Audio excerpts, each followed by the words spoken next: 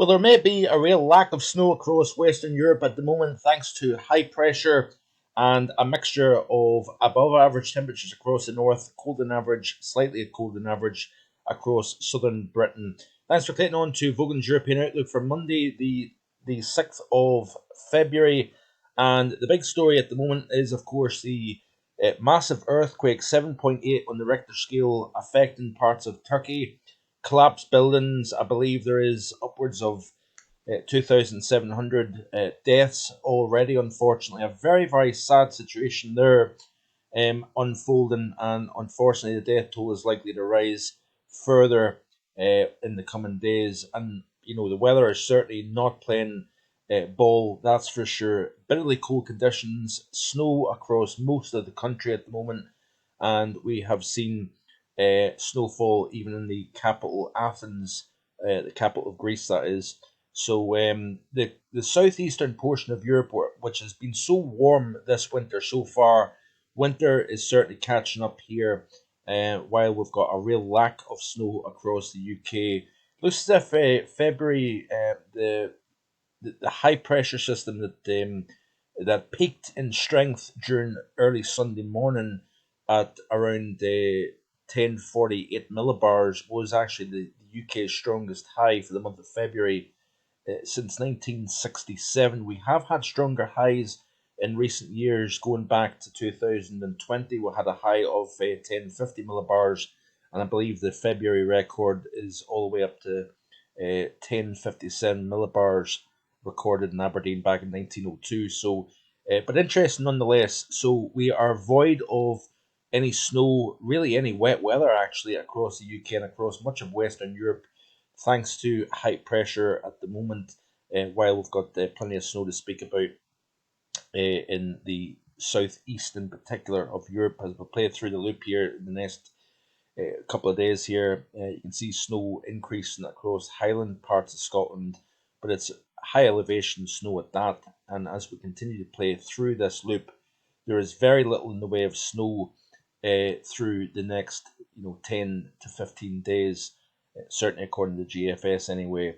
Looking at the overview chart here of the GFS, you can see here the situation that we've got at the moment. That area of high pressure that was at 1048, across Wales, centred over Wales back on Sunday morning, it is now starting to deflate and move into the continent, the core of it anyway. And what we've got here is weather systems riding over the top of this area of high pressure, glancing blows across northern portions of the British Isles, high and dry across the bulk of England, Wales, and Ireland, as you can see here. So this is on Friday. We've got that frontal system moves through. It loses pretty much all of its moisture by the time it reaches the Midlands and the southeast. As you can see here, Scotland back in the northwesterly airflow once again. But as we continue to play through the loop all the way out through the remainder of this week and into next weekend, that area of high pressure just does not go anywhere. So it is a very, very dry outlook indeed for the foreseeable. Actually, this is Valentine's Day.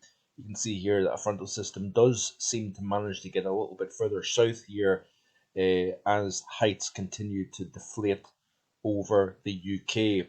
It is a short and sweet video today, unfortunately, because I am heading out to my work, my night job. It is a short one today, but this is the GFS ensemble here. 2 meter temperature normally is warm across the north.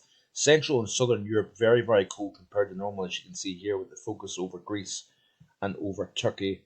And we go out to the 5 to 9 day period here of the GFS ensemble. It warms up, as you can see here. The warmth starts to spread further south, so quite interesting. And finally, let's have a look at the latest run of the GFS for the 10 millibar level, the stratosphere. We have that ongoing warming at the moment, but there has been latest developments indicating that there is an increased chance of a sudden stratospheric warming. That is a major sudden stratospheric warming towards the middle portion of the month here. We shall watch this space, wait and see what happens. Notice here that the core of the vortex sits right over the British Isles by the time we reach next weekend. Do we see the return of polar stratospheric clouds over the UK? That is very possible, given the fact that the vortex actually increases in strength over the UK by the time we reach the weekend. But watch this here as we play through the latest loop. You can see here this is another strong warming that takes place right in the middle of the month, and we do see that warming push right the way across the pole and into Greenland, and the modelling is indicating a reversal of the mean zonal winds. So this would be a major sudden stratospheric warming. The result of this potentially would be, but no guarantee, but potentially would be that we see cold in March and possibly lingering on through into the month of April. I still believe that the second half of this month should turn out colder, but not necessarily in response to this.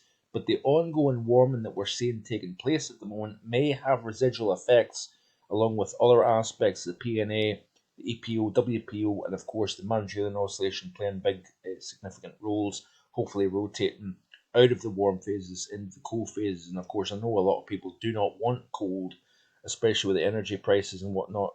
Folks in Ukraine certainly not wanting the cold at the moment with the situation there. And indeed, the new crisis that's now unfolding in Turkey with the earthquake, of course, also. So we'll have to monitor this space. Certainly looks very ominous on the latest runs. ECMWF showing this as well, so it's not just the GFS. So we'll wait and see what happens. Delayed spring this year is looking increasingly likely. And if you haven't already done so, do check out yesterday's video. I speak briefly about my early summer 2023 thoughts as well, so stay tuned for that. Thanks for watching. Hopefully see you again tomorrow with more. Bye for now.